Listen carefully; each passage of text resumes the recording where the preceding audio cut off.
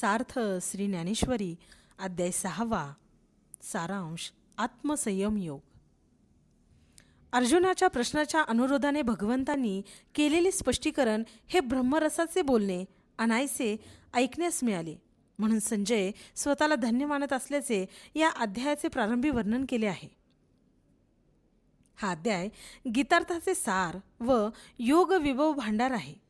श्री ज्ञानदेव म्हणतात, याचे वर्णन अमृतालाही फिके पाडील अशा रसभरीत अक्षरांनी करीन. त्यामुळे श्रोत्यांच्या इंद्रियांना अपूर्व मेजवानी मिळेल, तर रसज्ञ श्रोत्यांना हातात चिंतामणी असल्याचा आनंद प्राप्त होईल. पण या मेजवानीचा भोग निष्काम पुरुषांनाच घडेल असे सांगून श्री ज्ञानदेव श्री सद्गुरू निवृत्तीनाथांच्या कृपेचे स्मरण करून गीतेचा तत्वार्थ सांगू लागतात. भगवंत म्हणतात, कर्मयोग व सांख्ययोग ही नावे जरी भिन्न असली तरी ते मार्ग हा संन्यासीही आहे, कारण संकल्पाचा संपूर्ण संन्यास हा संन्यास व तो त्याच्या ठिकाणी असतो. त्याची बुद्धी संन्यस्त असते. ज्याला ही उच्चस्थिती मिळवायची असेल त्याने कर्मचरणापासून सुरुवात करून यम नियमादी अष्टांग योगाच्या पायऱ्यांनी गेले पाहिजे. मग शेवटी ब्रह्मेक झाल्यामुळे साध्य व साधन यातील भेद नाहीसा होतो, अशी समाधी प्राप्त होते. असे पुरुष कर्मात असूनही अंतर्यामी क्रिया शून्यच असतात. मिथ्यादेहाचा अभिमान संपूर्ण नाहीसा झालेला म्हणजे स्वतःला परमात्मा असल्याचा अनुभव येईल. या अद्वैत स्थितीत सुखदुःखादी द्वंद्वय त्यांच्यापुढे येऊ शकत नाहीत. यापुढे श्रीकृष्ण अर्जुनाच्या प्रेमाचे अत्यंत हृदयगम वर्णन करून श्री ज्ञानदेव लिहितात, या मार्गाचा आरंभ प्रवृत्तीतून असून शेवट निवृत्तीत आहे. योग मार्गासाठी निवांत रम्य स्थल असावे. संतांचे वास्तव्याचे ठिकाण असावे. साधकाने आसन घालून सद्गुरूंचे स्मरण करावे व अभ्यासास सुरुवात करावी. श्री ज्ञानेश्वर महाराज साधकाला या मार्गात कोणकोणते अनुभव येतात ते स्वानुभवाच्या बोलांनी सांगतात. मार्गासाठी इंद्रिय निग्रह पाहिजे. इंद्रिय निग्रह म्हणजे आसक्ती टाकून इंद्रियांचे नियमन करणे. त्याने मन ताब्यात येते, अंतर्मुख बनते व आपले मूळचे शुद्ध चैतन्य स्वरूप दिसते.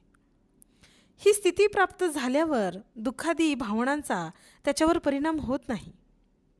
भगवान पुढे अर्जुनाला दुसरा उपाय सांगतात.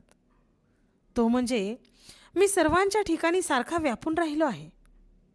अशा निश्चयाने सर्वच मला पहा. वस्त्रात जसं तंतू एकच, विविध अलंकारातील सुवर्ण जसे एकच, तसे सर्व पदार्थात मलाच एकाला पहा.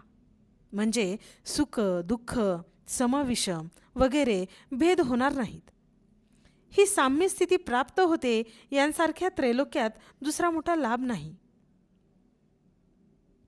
ही साम्य स्थिती येण्यासाठी मन निश्चल असणे जरुरीचे आहे. पण मन चंचल व प्रमाथी आहे असे जरी असले तरी त्याची एक गोष्ट चांगली आहे. ज्या गोष्टीची त्याला गोडी लावावी त्या ठिकाणी लाल चावेत, म्हणून अभ्यास व वैराग्य यांनी मनाला आत्मसुखाची गोडी लावली की ते हळूहळू ताब्यात येईल. अर्जुनाच्या आणखी एका शंकेचे भगवान निरसन करतात. साधकाजवळ योग्यता नाही, पण पूर्ण श्रद्धा आहे आणि ब्रह्मस्थिती प्राप्त होण्यापूर्वीच जर आयुष्य संपले तर भगवंत म्हणतात, अशा योगभ्रष्टाची गती थांबत नाही. नको असलेले स्वर्गीय भोग भोगून तो पुन्हा मृत्यूलोकात पवित्र व नीतिवान कुळात जन्म घेतो.